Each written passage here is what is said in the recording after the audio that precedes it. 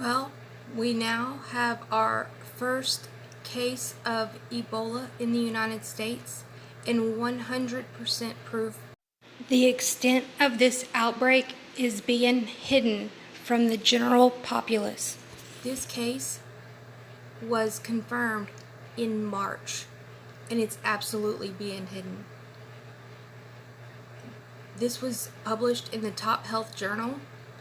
2019 first case of Ebola virus reported in Philadelphia. A patient diagnosed with Ebola has been admitted to the University of Pennsylvania Hospital in Philadelphia. The first case of 2019. Only about last year, a Nebraskan man was also diagnosed with the same condition. The news comes out at a time when America is facing its worst measles outbreak of the decade. And like I discussed in my other videos, they have extremely similar symptoms in the beginning. Same with typhus. And so for people to present to the emergency room with such diagnosis, like these symptoms, they are probably not going to default to Ebola. Washington and Oregon have been the main victims, though the outbreak is supposedly known to have affected other states too. They're still talking about the measles. The diagnosis of Ebola should ring a bell in health authorities' ears. It can possibly be dangerous if no timely precautionary Did they just say possibly? Could be dangerous? Okay, I understand not causing a panic, but to just say such silly things? Wow. If precautionary measures aren't taken. The disease is known to be widespread in African countries. In August 2018, about 700 diagnosed cases were reported, killing 400 of them. The number is much, much higher now, and those are just the reported cases. As I stated in my other video, they are not reporting all cases because the African people don't trust the World Health Organization and the Red Cross, which is understandable. I mean, we have a lot of mistrust and distrust with them also. But that's why education and information is extremely important.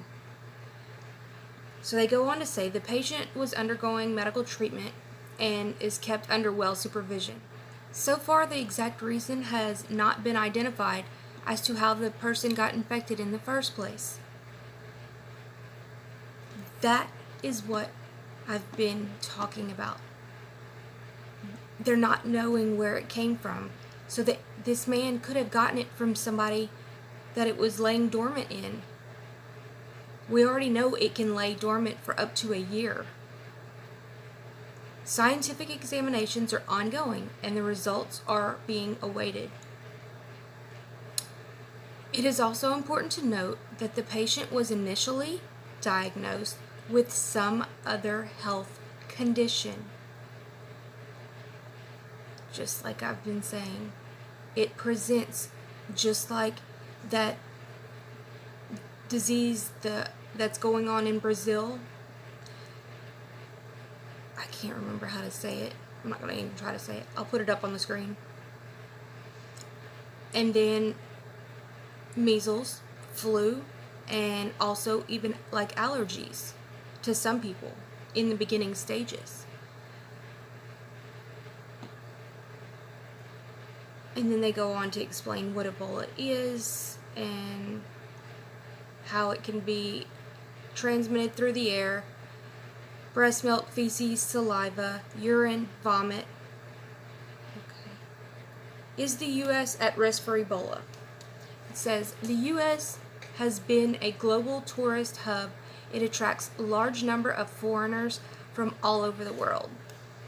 Although Ebola is much less contagious than its counterpart, like malaria, not really.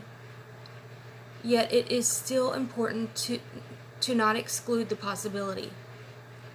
it can be spread from one person to another, especially in these cases of all of these cities that we have thousands of people living in absolute filth of feces and vomit,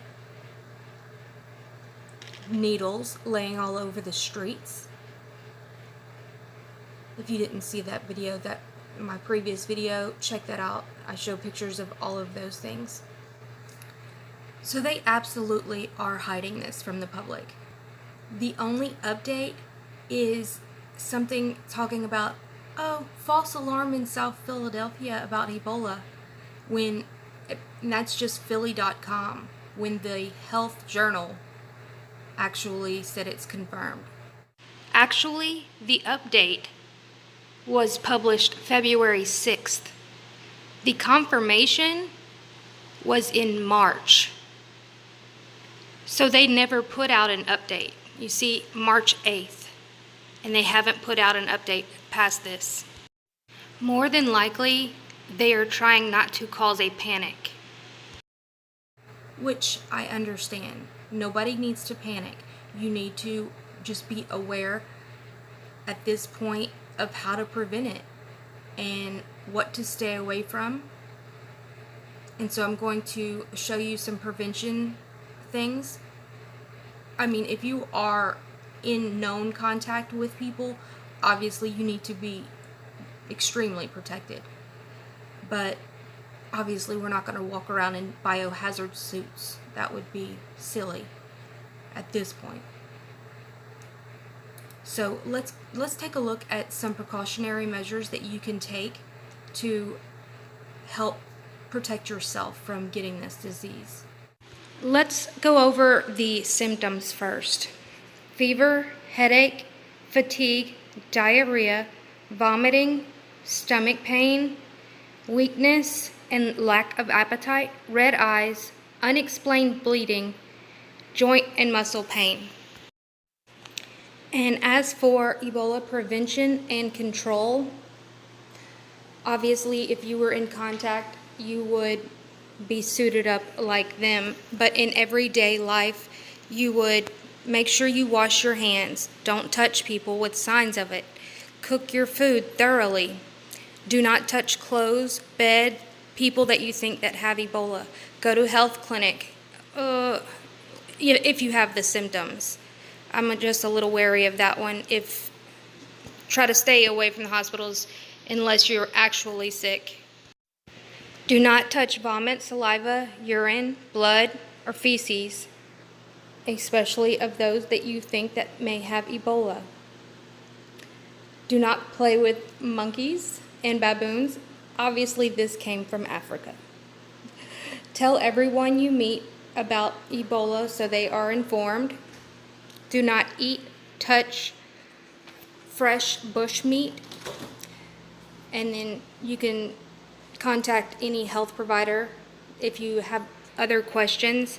But as for people in the United States, these are kind of for Africa. But in the United States, I would say be careful when you go out to the grocery stores, when you fill up gas, when you're in the cities. Don't touch things that people may have urinated or put any type of fluids or excrement on. Anything like that. And carry hand sanitizer wherever you go. That way you always have something to make sure that you can clean up. Alright guys, y'all have a wonderful day. But what I want to emphasize is that this is being hidden and that it is presenting as any common flu or measles or all of these other things.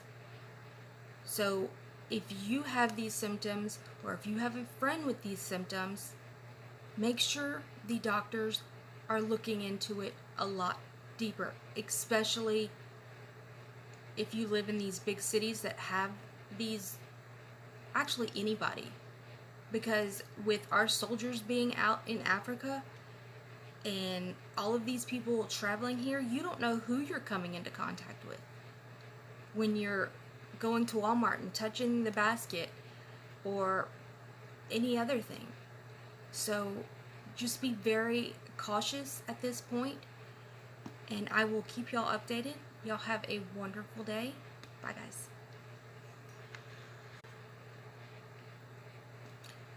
Don't forget to like, share, and subscribe.